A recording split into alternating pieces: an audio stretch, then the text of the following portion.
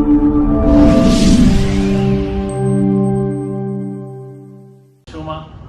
the majority leader there, and Senator McConnell, minority leader. In his meeting with the Hill, the President will apprise the legislators on the challenges faced by democracies on the continent and the urgent need for America's tangible and practical engagement with the continent. He will brief the legislators on the dual crisis of climate change and conflicts in the region and Kenya's leadership in dealing with these challenges, in urging Congress to be cognizant of the need for African goods to continue accessing the U.S. market on preferential basis. The President will implore Congress to extend the Africa Growth and Opportunities Act, better known as AGOA. On Thursday, which is the main day of the President's state visit to the United States, the President and the First Lady will lay a wreath at Arlington National Cemetery to honor the sacrifices of American soldiers as well as historic figures such as Thurgood Marshall and John F. Kennedy, who have had profound impacts on the history of Kenya. We will hold the main bilateral meeting with his host, President Biden, and delve deeper into Kenya-US economic, health, and security partnership, and discuss regional developments on the continent, highlighting the fragilities and opportunities on the continent.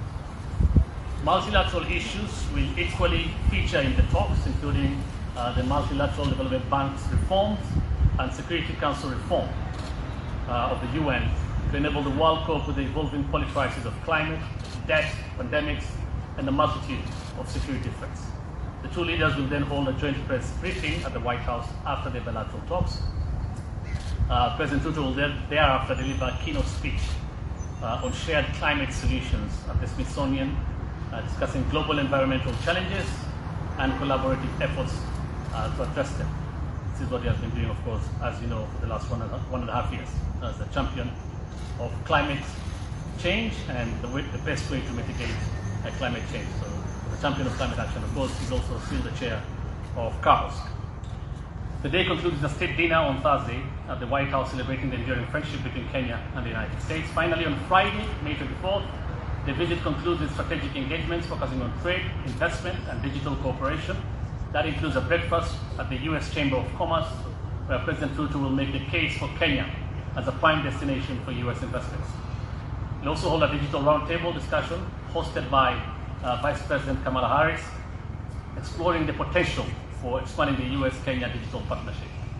We'll also pay a visit to the Pentagon, where the President will highlight Kenya-U.S. defense partnership in the fight against terrorism, extremism, and other emerging areas, including cybersecurity. So that's a brief itinerary. Of course, there's a lot more, and they'll be announced during the visit, and I'm sure you'll be following. Let me now give some time to the Principal Secretary. Well, thank you very much, Hussein. I think that captures the breadth and length of the visit. I think really what is important is that this state visit signifies a deepening in the relationship between the United States and Kenya, and the areas of partnership, particularly in the peace and security area, will be one of the major areas of focus. Aside from that, like Hussein has mentioned, there will be huge emphasis on trade and investment.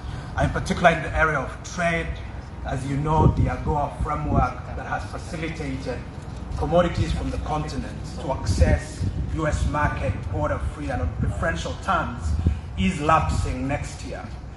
It is important that that framework be extended or be amended in a way that facilitates expansion of access to the U.S. market by African commodities. Again, I think just to mention, the focus will be heavy in the area of diaspora. We are very committed as governments to expand diaspora remittance and diaspora's contribution to our economy. The enhancing diaspora's voice is critical to our engagement going forward, and the President will also spend time with our diaspora. I think on that basis, perhaps we could entertain a few questions. Yes, please. Introduce yourself and the question. Hello, good morning. Thank you for this. My name is Alban Tiroir, journalist for Radio France International. Could you please tell us when the Kenyan policemen will be deployed to Haiti, if it's expected next week? And also, some of our sources in Haiti told us that President Ruto might make a stop in Port-au-Prince. Is this confirmed or not? Well, as you know, the United Nations Security Council voted to establish the multinational security support mission to Haiti in November of last year. That resolution of the UN Security Council, it's called Resolution 2699, furthermore mandated Kenya to lead that mission. In the weeks or in the months that have followed, Kenya has been in preparatory mode, preparing for this mission. Of course, there has been significant changes on the ground, noteworthy amongst which was the termination of term